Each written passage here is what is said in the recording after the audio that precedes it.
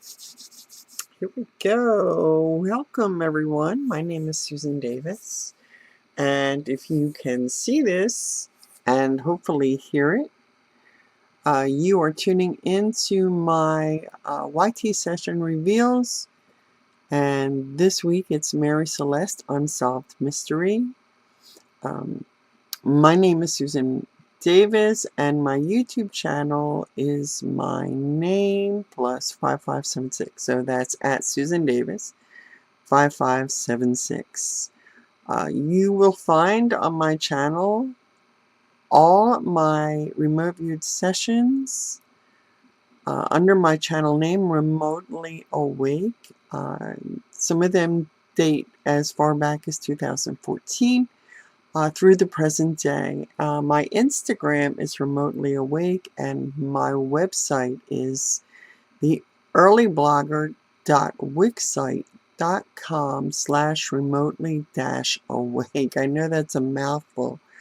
Eventually, one of these days, I'll try and upgrade my website to incorporate, strictly my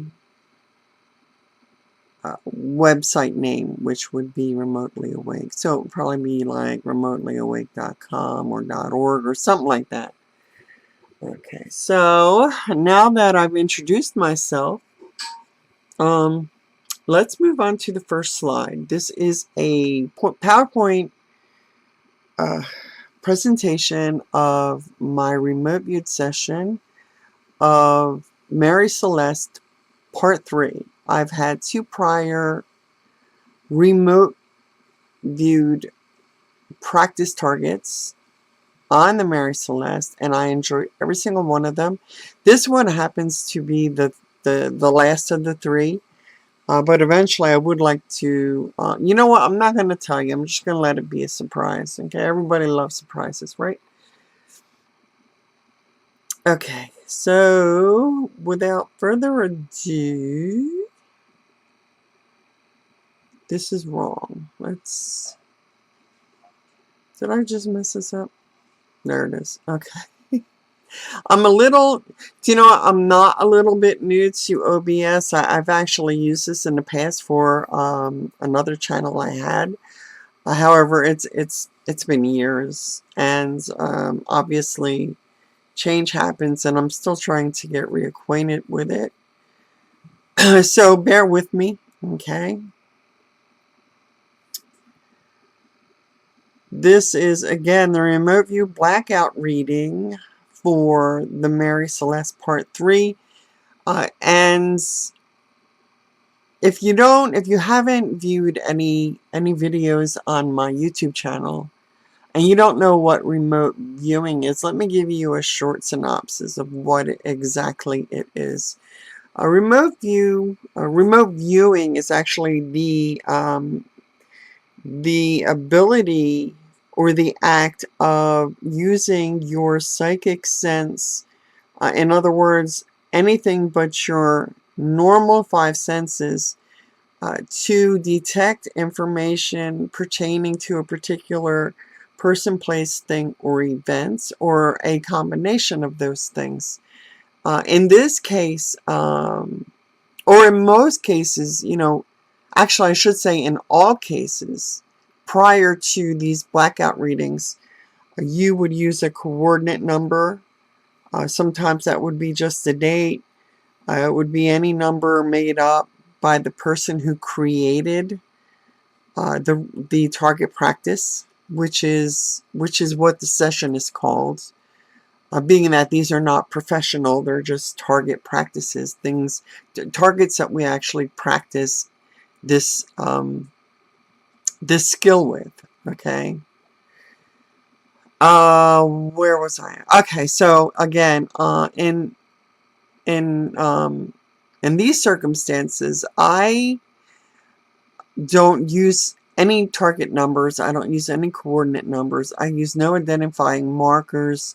What it is, if you go and just look at one of my blackout readings, you notice the first thing that I do is have black blank pieces of paper and a black envelope with a wax stamp on the back. It's actually double sealed.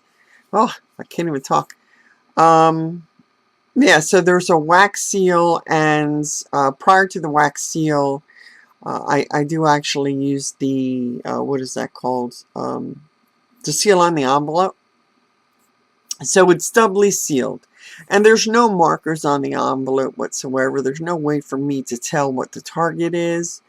Every time a target is made, it's completed, added to a pile, and the whole pile is shuffled, you know.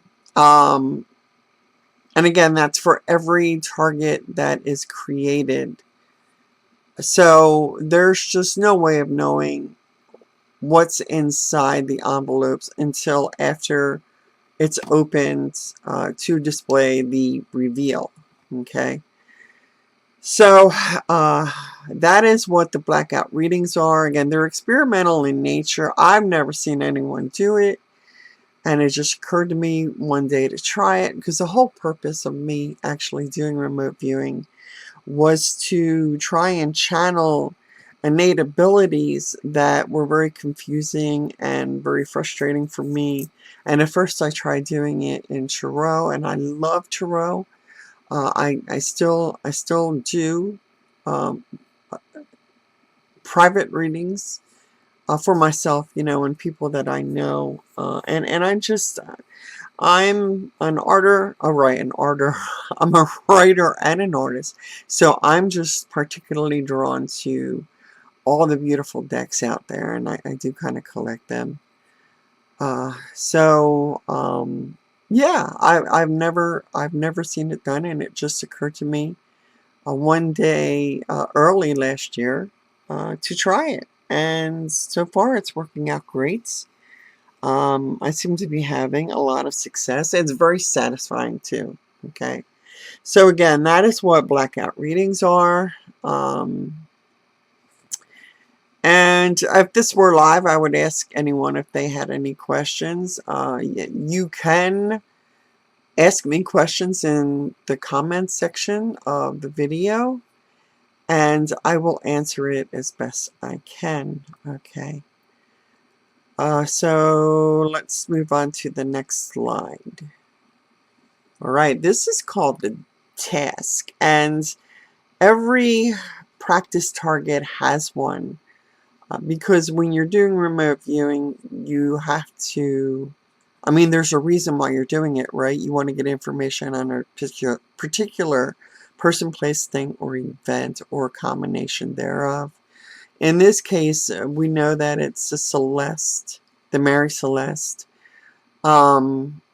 This one specifically asks for the crew, like what happened to the crew of the Mary Celeste. Where did they disappear to? Is there proof? How did they die? Captain and family, the crew, meaning how did each one of these die?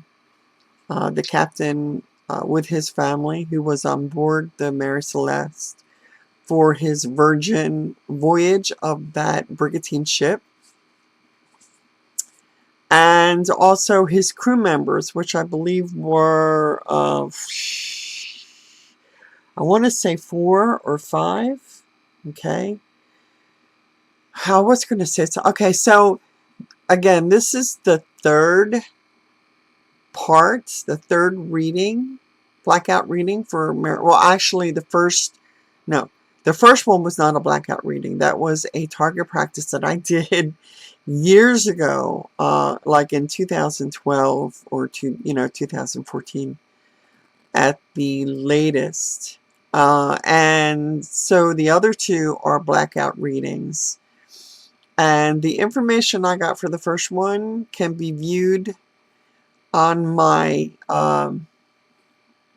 website under Remote View Targets Practices, okay?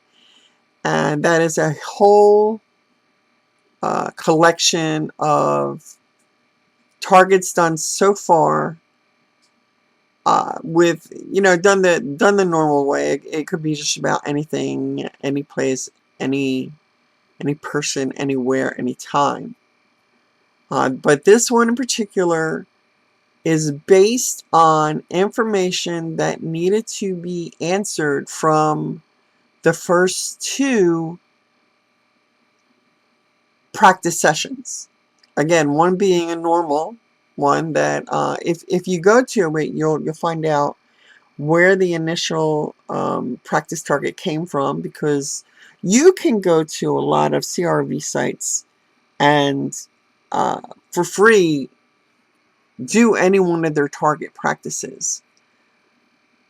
So knowing that, if you could visit or you could read or go through the PowerPoint that I did for the first one, again, which I mentioned was done, I think, in 2012, or between 2012 and 2014. Okay, this one again is the third one, and this is one of the Blackout readings. This is one that I chose to make a Blackout reading. Okay, so again, this is, you'll see this right here. This is what the question is written on. I believe this is only one card. Some of them contain 2. And as soon as the question is written on it, again, I stick it in the envelope and seal it all up until it falls out of the pile that I shuffle, and just, I decide to make that the next Blackout reading. Okay. So that is an excuse me, that is an explanation of that. Also, this rendition is purely, let me see if I can move it up so you can see it all. Whoops, too much, too far. Okay. Yeah, it says depictions of what Sintra, Portugal home in foothills could have looked like back in the 1800s, created with artistic and creative license. Again, so this isn't an actual depiction of any image that I saw in relation to this target, but it is a rendition of what it may have looked like a compilation of the area in Portugal, where I believe the crew, or if not the crew, then at least the captain and his family ended up. Okay, and to give you the specifics, we would need to move to the next slide, which is here. All right, this is page 2. It's what happens. I'll start from the beginning with the ideogram, and that would be this right here, and these right here would be the gestalt. So this would be an area that you landed on during your remote viewed session. And the ideogram is how you, like the guide. It would be considered the guide if it would be the headlights on a car, or the street lights on a road, or the breadcrumbs in the forest, right? Any of those examples. So that being said, it says the ideogram suggests multiple times that at least some of them return to dry land. So in other words, having been on the ship, and again, if you really need to know the history of the Mary Celeste, you can find a short synopsis if you Google it. It's called the Mary Celeste. And you'll just, all kinds of information will just pop up immediately, because it's a very popular subject. It's great for Halloween and during ghost time, ghost story time, and what have you, around the campfire, eating your what are they called? Because I don't like them, s'mores. Okay, it may be a little bit TMI, but that being said, so just a little history on that. And because of some of the descriptives being these, it's supposed to be adverbs. You're not really supposed to use nouns. In control remote viewing, it's very structured. They don't use nouns. I do. because again, I'm just combining my natural abilities with what little training that I have in RV or CRV actually. So if actually unapologetically apologize if this rubs you the wrong way. This is who I am. It's my site, and I'm sorry if you don't like it, but you don't actually have to view it, right? You can just click off. Okay, so because of some of the descriptives, like I said, these are the descriptives. I lean toward Captain Briggs. At the very least, is the one who made it to land. At the very least. I can't imagine him making it to land without his wife and his toddler child, which was a 2-year-old daughter.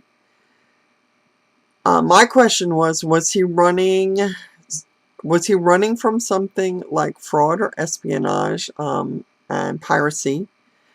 And I say that because, again, of some of the descriptives and because of some of the descriptives and questions that could be gleaned from the first two practice targets or target practices, or, I kind of, those two words are kind of interchangeable to me, and I should probably just pick one and stick with it, but I'm a little bit obtuse that way. Okay. So again, this is a list of the task, and then these are the descriptives, and from them I got shadows. It might be solid, physical, instrumental, dynamic, sheet of whites, and with that I got an AOL, which is an acronym for analytical overlay. Analytical overlay. And what that is just your mind building up on the descriptives and creating something necessarily that isn't really what you're seeing, which is why they don't use nouns in controlled remote viewing. But during this, I do still get AOLs. It's interesting because most of my AOLs are actually correct. And in a lot of AOLs, I will actually get the targets. And then in CRV, that would be over. Once you get the target, once you arrive at the target and you correctly describe it, or you name it, that's it. That's the end of that session. Okay. My understanding is, or at least that's what it was. I know sometimes they like to move the goalpost a little bit. And that's kind of normal, because if you're learning new things while you're doing something, then of course those goalposts are going to move all the time. Okay, but in my case, again, I got an AOL for sheet of white, and I got the name. I wrote down Eric Snowden, and I knew it wasn't right. And I'm going to interject something right here, right now, before I forget. If you listen to the videos of the targets, in this case, parts 2 and 3, you'll get additional information, because it's not just writing it down. I'm actually talking more in depth about what I see, what I feel, things that I hear. For those of you who know, I'm a clairaudient, and that's just being able to hear things, and it's like, let's get it clear. Let's not get it twisted. I'm not hearing disembodied voices. Most of the time, it's my own voice. But it seems, like it's not a thought. it's just different than a regular thought. And that is my experience with clairaudience. Other people may not agree with it, but again, that's my experience. Okay.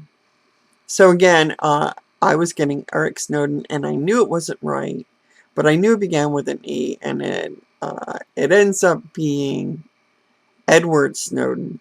Okay, but another AOL was spy, and one right after that, it's like SRI. And for those of you who don't know, that's Stanford Research Institute. I'm not sure if that exists under the name SRI anymore, but I do know that the people who were affiliated with that research school, well, it's a school now. I don't know if it was. I know it's associated with the CIA and all that. It may exist still. I do know that the location has changed and the building has changed, and that the original SRI building is still houses like scientific experiments. Okay, which is what CRV was at one point under Russell Targ, Ingo Swann, and Irv Putoff, I think. Putman. I don't know. I'm under pressure, so my my memory kind of lapses during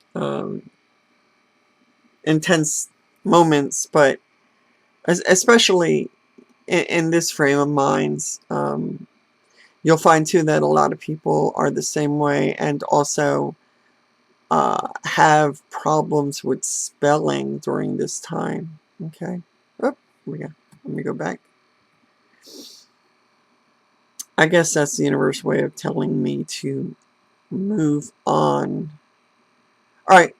But getting back to the descriptives, and I also get visuals. A lot of people don't get that. So I get, or what I saw was a streak or a beam on a black background, and like vertical. These were sort of vertical, kind of laserish. I used a noun. If I was doing it CRV, I would have said like laserish or some other kind of adjective. Did I say adverb before? I did, didn't I? All right, carry on. I said hologram, particles, loophole, and I'm sorry, I can't pause this. So, if you could just bear with me for a moment. Okay. So, where was I? Okay. And also, I got an impression, which is, I believe, clairvoyance. It's like a feeling. So the background was kind of constant with alternating flashes in the forefronts. And I do want to mention that I did see that in the initial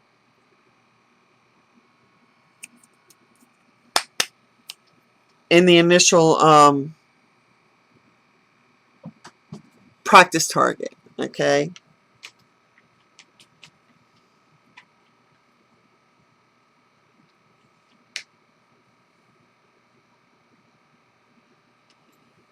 All right.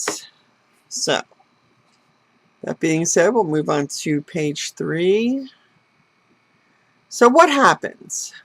Reading the ideograms again. It's right here. You can barely see it. I got structure, bio, which is life, and lands. And the descriptors that I got under that were shadows, solid. Okay, this is number 1 again. All right, so I must have had, yes, I did. I had other thoughts, and I found an image that was very similar to the illustration that I had during the first remote viewed session. Especially, I found out that it was called ball lightning. Like, I didn't know back then when I did the first session that there was such a thing as ball lightning. But I did see it, and I did go back and add the slide from the first one of the image or illustration that I got, okay? Also, piracy, pirates, rover were also mentioned on the same page, on the same slide for the first target practice. And so was anyone on the Mary Celeste caught up in a web of espionage / spying? Which was a question I had asked myself at the end of the first viewing, based on questions that I had in regards to unanswered questions. Okay. Also, what came to me later, and I'll do this sometimes. Sometimes I screw up the words. Like I mean one word when I say another. And in this particular instance, I'm wondering if hologram could be holograph, because holograph seems to fit a lot better. And again, sometimes I confuse the meanings of similar words. So, and which is funny because with holograph, I should have known that. Being a massage therapist, you know, I studied them. Holograms, not so much, but you know, it was years ago. So, I don't think it's possible to remember every little thing that you learn, but we try, right? So I read while researching this mystery that there was plenty of correspondence from Briggs and Sarah, which was his wife, to other close family members, additional correspondence with others. Could some information be gleaned in those documents? I could never understand why the son was left behind. So let me explain that real fast. The son, he had a son. I forget his name. But he was left behind because he was meant to continue school. He was like still in school at the time of the start of their voyage. But I could never, like, it was just something that I could never understand. Like, how could you leave a child behind for so long? Because back in the day, it was the 1870s, 1872 to be exact. You didn't know if you were going to come back. You know, you didn't know how long you were going to be. There were estimations of how long something would take. Like, this was a voyage from New York to Genoa, Genoa, Italy. Okay, and the one-way voyage was expected to take at least 8 weeks. But then you never know. That depends on weather and all kinds of things, right? So, again, that was something that I asked myself, and something that I tried during these sessions to get answers for. So, moving on. All right, now this is, again, this is still the first page of the target viewing, and this is the first page of the first one. And if you can see here, it says constantly changing, which is the meaning of dynamic. So again, this is something that is repeated on the last part 3, from part 1, okay? And this would be the big flash. If you can read this, it says floating, which is kind of what ball lightning does. It kind of lights up like fireworks, and it'll hold its configuration and then kind of fade out. And I don't know what the thunder sounds like with that, but the few examples that I saw online, there was like an electrical sound, but like the fireballs were always drawn to these nearby electrical currents, like were they the trans boxes on the poles, the electrical poles. I don't know what they're called. Okay, but yeah. And then this is where I can't read it. Oh, I saw a picture of a dog, and I heard through a CA rover. Okay, and then I did like that didn't seem to fit. Like they mentioned nothing about bringing a dog, so just out of curiosity, and you should always do this if you're doing remote viewing. There's always at least several meanings to one word. Look the definition of the word, the complete definition, and you might find that it relates somehow to your target. Okay, and in this case it did, because rover were what pirates were known as. Okay, so that does fit. Also, pressurized cabin. That's probably a clairaudience. It's not marked as such, but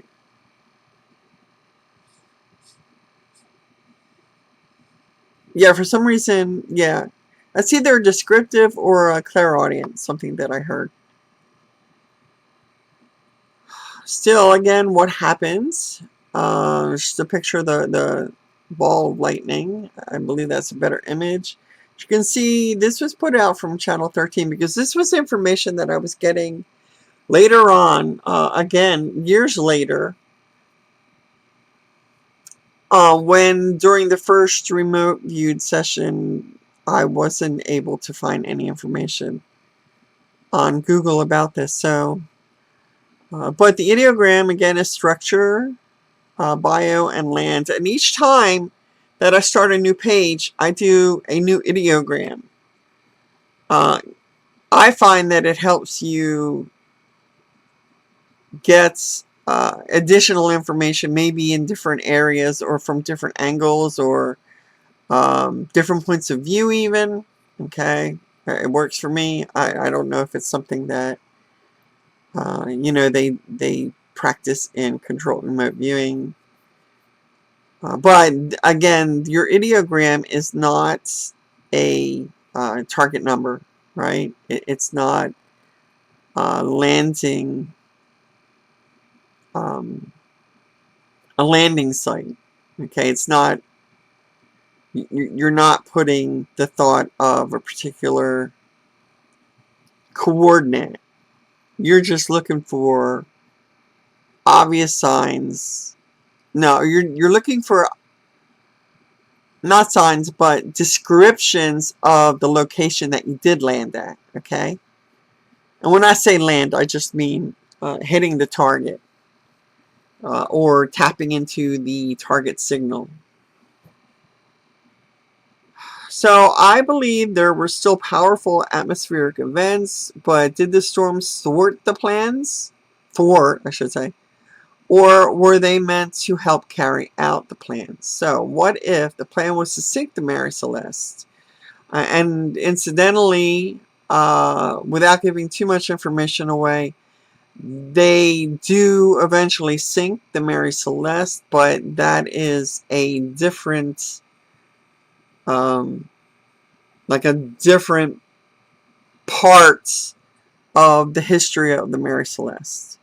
It's not a part of its connection with Captain Briggs and family and crew, and the maiden voyage to Genoa, Italy. Okay. What if the crew were in or put in the lifeboat, and the Briggs family boarded the Di Grazia or Di Grazia, and then were dropped off on the west coast of Portugal. Again, you have to know the story of the Mary Celeste to know that the Di Grazia or the Di Grazia is another ship. I'm not going to give it away because obviously I want you to watch the video and I want you to go to my website. So, that being said, go check out um, the video part 3 of the Mary Celeste. It will be a Blackout video, okay? What happened to the crew of the ship of the Mary Celeste? Again, that was another question. If you remember, where did they disappear to? Is there proof? How did they die? Captain and family, crew. Did they ever make it back to land?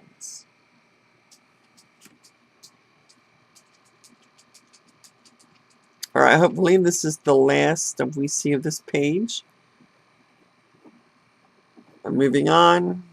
And it is. Okay. So the captain and crew, this answers, I believe, what may have happened to the captain and the crew. Benjamin Briggs, the captain, there's personal effects and letters among them from members of his, close members of his family. So there was a lot of correspondence. And yeah, let me just blow this up so that I can read this. Hopefully you see the whole screen.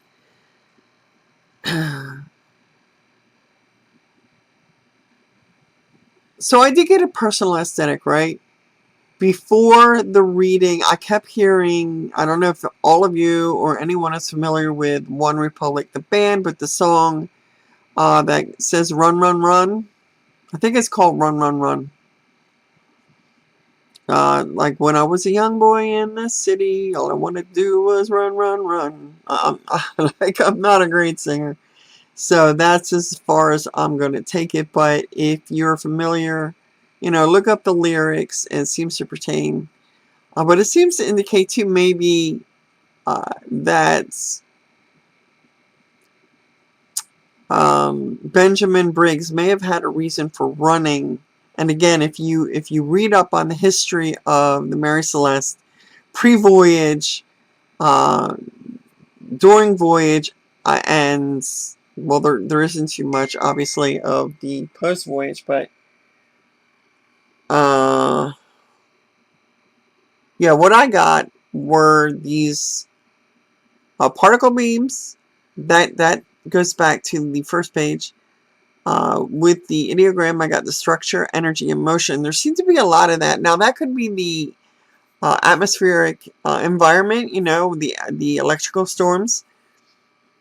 But I also got that it could also, and felt like motion, you know, like there was a lot of movement of the crew, because this whole section seems to be pertaining to at least the captain, if not the captain and the crew. Okay. So another AOL, and this is definitely an AOL. It was, if you've seen any of my Blackout readings, there's one that I do on a missing veteran Marine called Troy Galloway, and I think the reason why he came up was because I got the descriptive missing person. And it's a little peculiar that I got missing person as opposed to missing people. If it was one or both, I probably would have put PPL in parentheses on the right side of that. Okay, but at this point, I take a break, and I take a break at, what is that? 3:44, I think, 3:44, and then I resume or end the break at 3:48. And again, I do the ideogram again. I get, again, structure, land, structure, natural, And then I got something called dumping ground. And I put like, dumping what? And this was a couple of days after the viewing, when I had enough time to actually go back and look at the descriptives that I wrote. You know, in other words, I was ready to try and get feedback on the particular targets. And I didn't get a good feeling about that, you know, like, I got the impression that dumping ground meant that there were bodies that were dumped somewhere on lands. Okay, and maybe the description of that area was stony, kick rocks, boulders, mountains. And then I heard chilling facts. I got the word actually nefarious afterwards. Okay, and again, I think of Galloway. And Galloway, there's been no word from him since 2015, I think it was. And like, there's always hope that something happened, but that he's still alive, you know.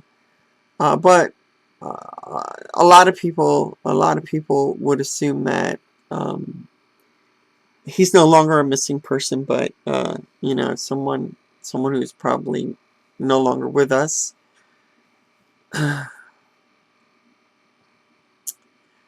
Also because of chilling facts, and also if you go back, he's another Blackout target. If you want to go back and read all the parts of that one that I have on him, is very interesting. I'm not gonna give it away again, but there's a kind of important twist that occurs in my mind, or in not in my mind, but in the information that I get. There's a really wicked twist. All right, wicked twist. There you go. So impression. The impression that I got, the image that I saw of this particular land was, you know what a dried up lake looks like? It's all cracked mud and dried land. You maybe see it in deserts. But the dried up lake was man-made. It contained a lot of sediment. I'm going to move down to the next slide. Nope. I'm going to take it back up. So that's the descriptives that I got for page 2. Page 2 being right here. It's page 5 for the slides.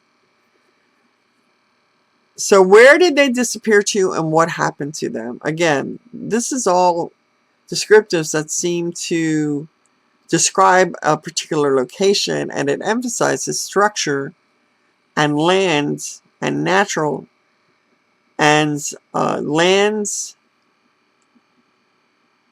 habitat, like particular habitat. So I'm assuming, again, at least some people made it to land. Maybe all of them made it, but not alive. Some of them may have perished on the way, in whichever way that was. And I do have my theories again, but you'll have to listen to the video. And according to one person's comment, it was like watching paint dry. So it may not be for everyone, but if remote viewing or controlled remote viewing is something that you're interested in, it's not it's not even going to faze you, okay?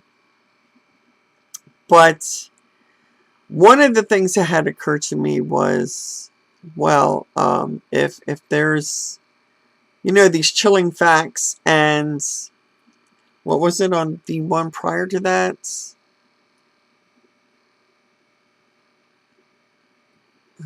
Yeah, like missing person or what have you, or not everyone making it. If they all, you know, or even if they did make it and then became deceased while they were there, there might be some kind of markers, whether unmarked, because they would be someone that would be on the run. But curiously enough, when I did a Google search for that, I came up with uh, AI in regards to this uh, unmarked graves in the location that I suspect them, or where they may have been taken to or landed. Uh, One gravesite in particular has Celeste, and I equated that either correctly or incorrectly, but just my mind made a connection to lunar crescent, right? Celeste and the Mary Celeste. So I don't know if that's a coincidence or not, but there was a marker of some kind. You know what? Let's just go check it out. So I asked the question, are there any grave sites or unmarked gravestones, circuit 1870s in Sintra, Portugal? And yes, Sintra does have grave sites, including those that may be unmarked or from the 1870s. Sintra's history includes both Moorish and Christian burial grounds, and archaeological investigations have revealed remains in areas like the Castle of the Moors and the Parque de Sintra. Mentions a tombstone. Now this is a castle. It's beautiful too, if you want to go check it out. It mentions a tombstone carved with a lunar crescent, a cross, and an inscription referencing the inability to distinguish Christian or Moorish remains. Okay, so we know that Sintra is in Portugal, and of course the main language there is Spanish. Being one whole side of Portugal connects with Spain. Wikipedia notes some makeshift skeletons were visible at the Moorish castle. I did not look into that. That's on my to-do list. I'd be real interested in knowing what they mean, excuse me, by makeshift skeletons, okay? Maybe they mean something else. Hopefully they mean something else. I hope that doesn't mean like skeletons are hanging from trees or something like that, okay? So this is an image of Sintra, Portugal, the Penina Villa Circuit 1870s. And this is something that if Captain Benjamin Briggs landed there, he may have seen in the foothills of this, I think it's the Sintra Mountains. Okay. And this is what it actually looked like on the east coast of Portugal. Like towards the bend, toward Gibraltar, which is the channel that he would needed to have passed through, and which previously he did pass through on previous voyages with different ships, because he was not only the captain of the Mary Celeste, but he was the captain of other ships as well, merchant ships. Okay. So, again, this is your ideogram and energy and motion and energy and bio, but at this time, not alive, okay? We get fossils, remnants, remains, deserted land, dry drought, where water was but is no longer, heat, again, desert, heat, high temperatures. So I did actually feel systemically very heated. You know, like I actually started to sweat.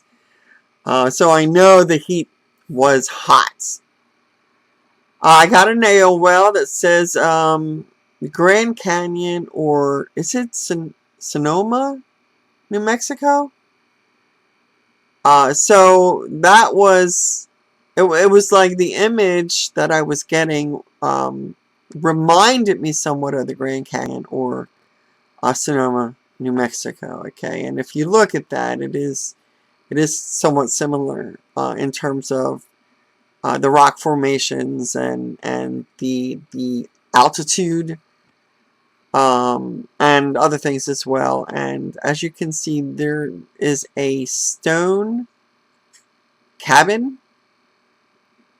very simple in structure, but these cabins still exist in, again, the foothills of these countries, mountainous regions, what have you. There's a YouTuber by the name of Martigen. I think it's spelled Martijn. And as per usual, the last name eludes me at this point. But yeah, go look him up because he is revitalizing or refurbishing two and building a third one on the property in the Italian Alps. And it's gorgeous. I mean, they're gorgeous. So definitely check that out. Okay, so my observation now is, are these descriptives location indicators? I took them to mean that. Again, you know, the energy, the motion, the energy and structure in mountains, they all seem to follow a particular breadcrumbed path, right? They all have something in common. The first ones were all land and structure, indicating that they had made it to land. It's like all of them seem to answer at least one of the questions that were written down on the tasking, okay, in regards to the tasking. So one thing I did get to also was a power plant, structure, mountains, evergreens, wildfires, location. And this was curious, local, and that locals would know. So I have a feeling that if someone were to go into some of these cities along the foothills and ask about American, what would you call them? American migrants or American peoples or visitors or what would they be called? They would know. Anyway, the locals would know. The locals would be maybe familiar with some stories of Americans landing and creating a home in these environments or in these places. Okay, power plant, like 1870. No matter how you slice it, is definitely pre-power plant. However, there are power plants on these previously desolate and unoccupied areas, or where they were previously occupied, in these parts of Portugal. Okay, and all of these would apply to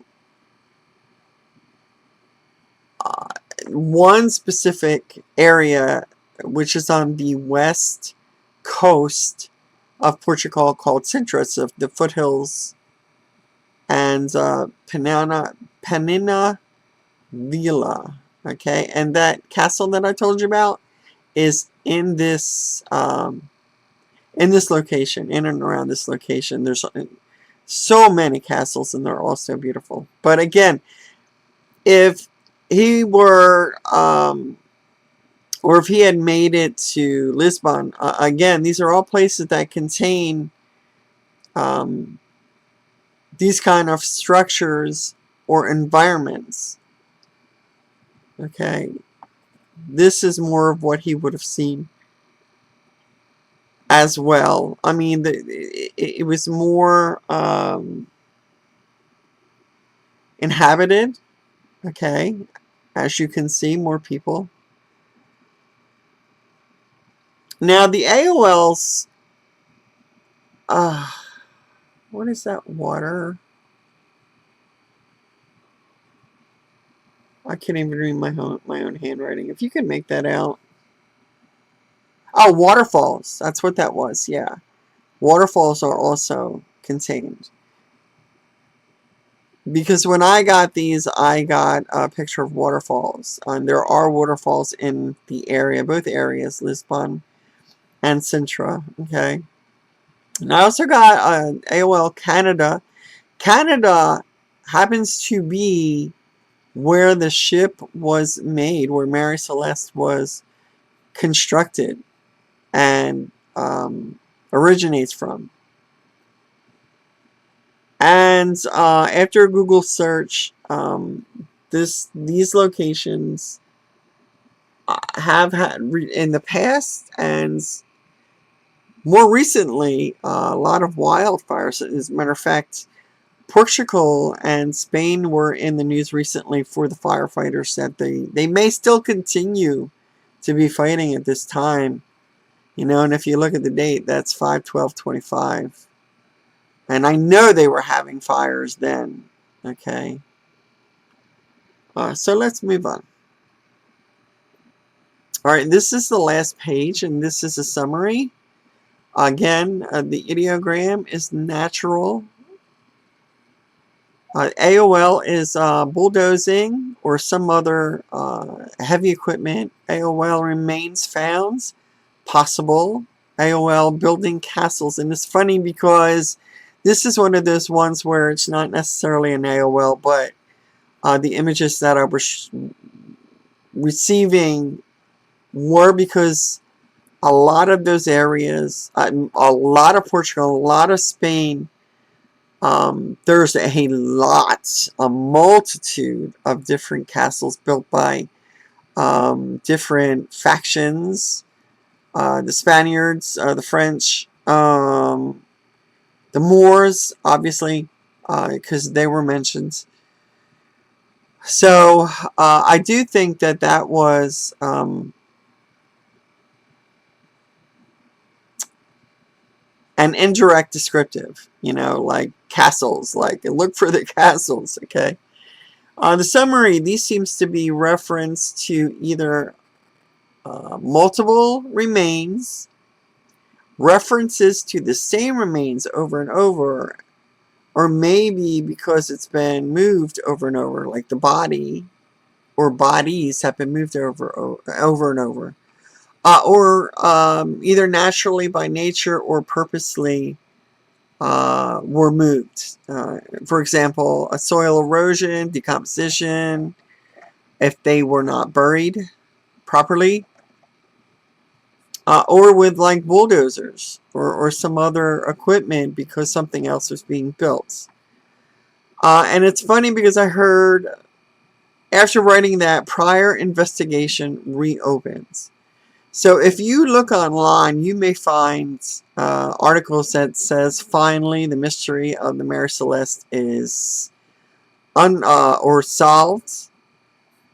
So this kind of indicates that, and most of them say that they died. They died at sea. Both the crew and the family, the captain family, died at sea. And so this would indicate that no. More boldly that maybe you should go back and do more readings or more digging for more information. Okay.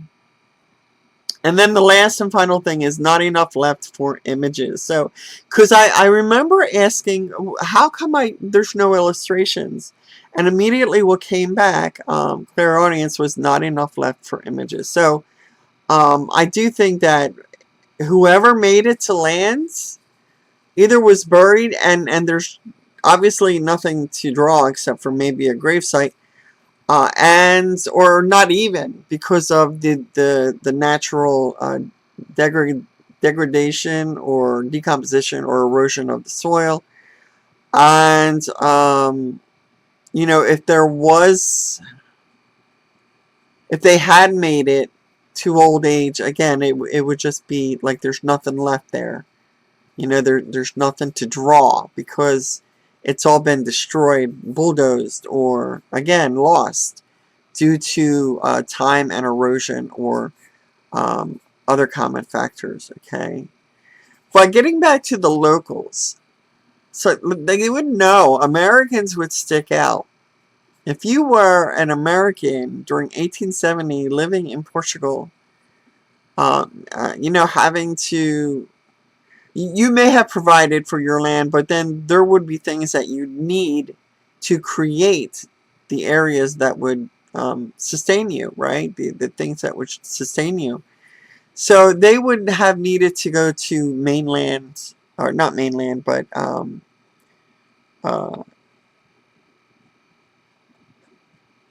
areas where locals would congregate, right?